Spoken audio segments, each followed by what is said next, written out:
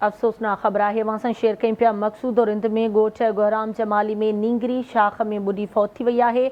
उज़मान धीउ ग़ुलाम शबीर जमाली रांदि कंदे सिरहारी शाख में ॿुॾी फौत थी वई।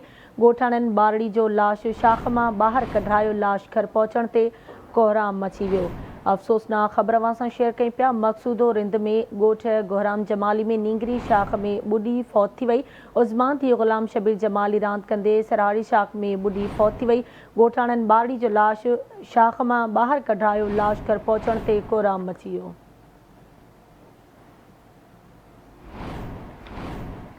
एक भेरो ॿीहर अव्हांखे आगाह कयूं पिया मक़सूद और रिंद में ॻोठ गुहराम जमाली में नींगरी शाख में ॿुॾी फौत थी वई। उज़मान धीउ ग़ुलाम शबीर जमाली रांदि कंदे सिरहारी शाख में ॿुॾी फौत थी वई आहे। ॻोठाणनि ॿारड़ी जो लाश शाख मां ॿाहिरि कढायो।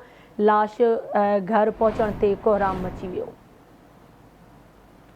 अफ़सोसनाक ख़बर असां शेयर कयूं पिया मक़सूद और रिंद में ॻोठ गुहराम जमाली में नींगरी शाख में ॿुॾी फौत थी वई। उज़मान धीउ ग़ुलाम शबीर जमाली रांदि कंदे सिरहारी शाख में ॿुॾी फौत थी वई।